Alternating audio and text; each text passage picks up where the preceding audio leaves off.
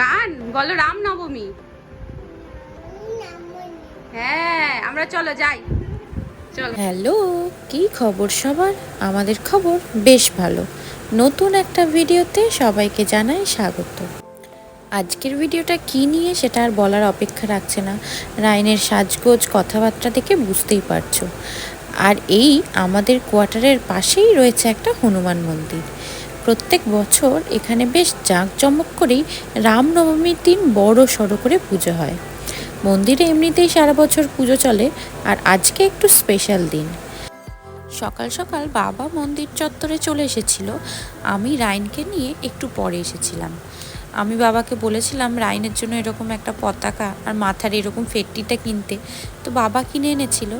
রাইনকে dress change করিয়ে জামা কাপড় পরানোটা একটু চ্যালেঞ্জিং, কিন্তু শেষমেশ সফল হয়েছিলাম। আমরা যখন মন্দির চত্বরে এসে পৌঁছালাম তখন অলরেডি অনেক পুজো টুজো চলছে, অনেকে আসছে, পুজো দিচ্ছে, প্রসাদ নিচ্ছে। আমরা এসে সেই প্রসাদ পেয়ে গেছিলাম। আর এখানে রাইন প্রণাম করছে। রাইনকে প্রণাম করতে বললেই ও কিন্তু করে। আরেকবার করো নমো।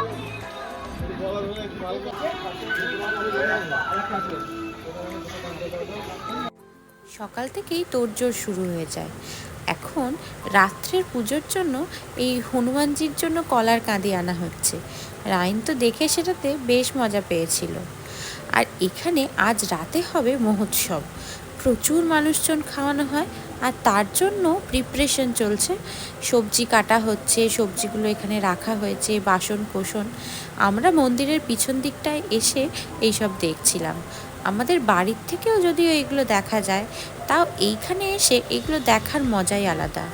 আর পাড়ার মধ্যে এরকম একটা পুজো হওয়ার অনেকগুলো সুবিধা আছে।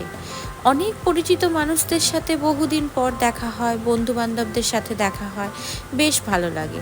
তাই বাড়ির মধ্যে না থেকে আমরা একদম এই জায়গাতেই চলে এসেছিলাম।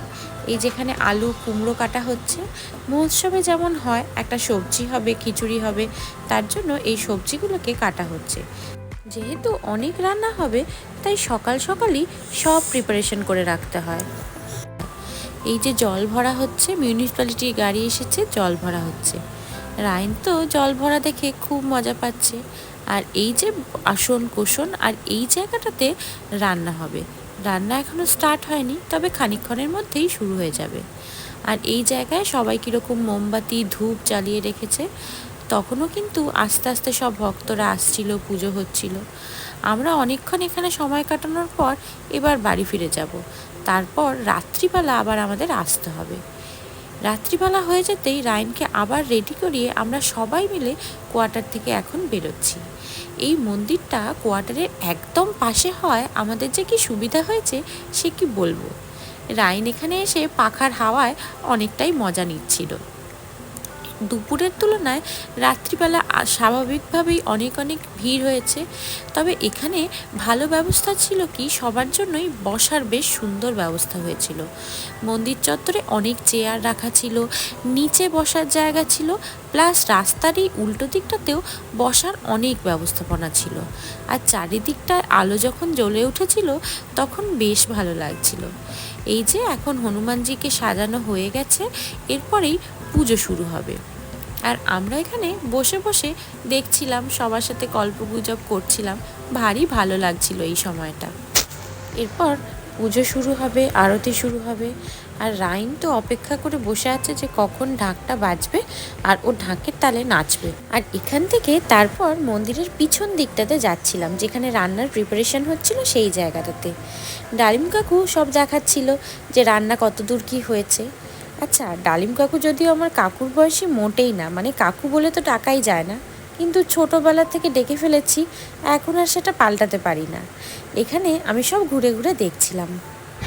কাঁচা সবজিও খাবে নাকি? কিন্তু আমার তো হবে তো, এখন চলছে তো, বাকি আছে রান্না।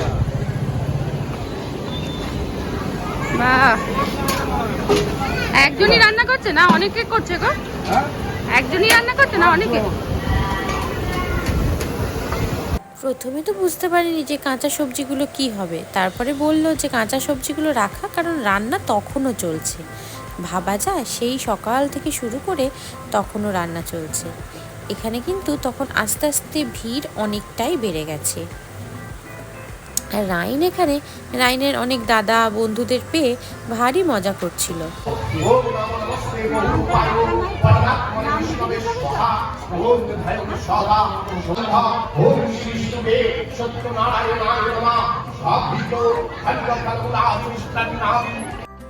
ভীমদা এখানে পুজো করছে আর কিছুক্ষণ পরেই আরতি শুরু হবে।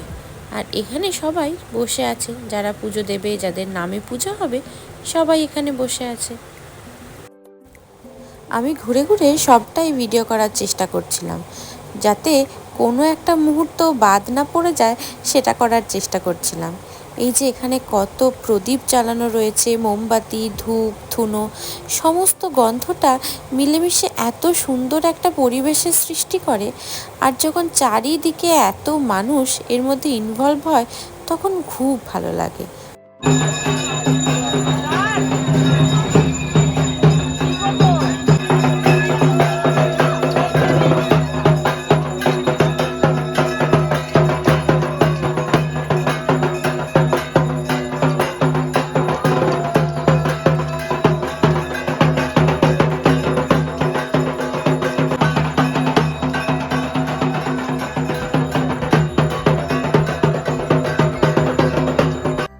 ঢাক বাজবে, আরতি হবে, আর রাইন সেখানে নাচবে না, সেটা তো হতেই পারে না।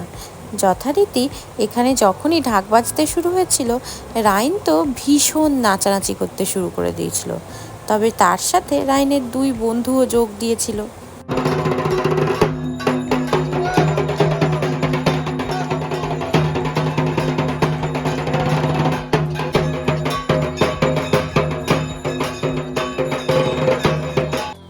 একদিকে তখন পুজো প্রায় শেষের দিকে, আর খাওয়া দাওয়ার তোড়জোড়ও শুরু হয়ে গেছে, কারণ বেশি রাত করা যাবে না, কতগুলো ব্যাচ হবে তার কোনোই ঠিক নেই। খাওয়া দাওয়ার তোড়জোড় শুরু হতেই আমিও একটা জায়গা দখল করে বসে পড়লাম, একদম আমাদের কোয়ার্টারের গেটের সামনেই। আর বসে বসে নিজের একটু ভিডিও নেওয়ার চেষ্টা করছিলাম, আমার তো কোনোই ভিডিও নেই। আর এই খাওয়া দাওয়া শুরু হলো, সবাই এখানে খাওয়া দাওয়ার পরিবেশন করছে।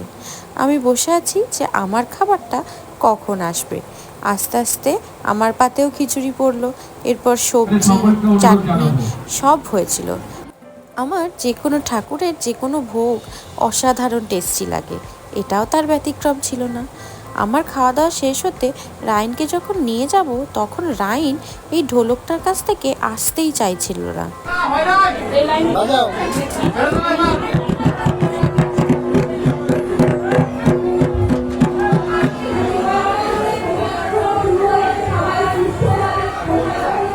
খাওয়া দাওয়া কমপ্লিট করে রাইনকে নিয়ে আমরা তখন বাড়ি পৌঁছে গেছি। আর আমাদের জানলা থেকেই দেখা যাচ্ছে তখন আরও অনেক মানুষজন এখানে রয়েছে। আজকের মতো ভিডিওটা এখানেই শেষ করছি। কেমন লাগলো অবশ্যই জানাবেন। ভিডিওটা ভালো লাগলে আমার চ্যানেলটাকে অবশ্যই সাবস্ক্রাইব করে দেবেন। আজকের মতো চলি, টাটা, বাই।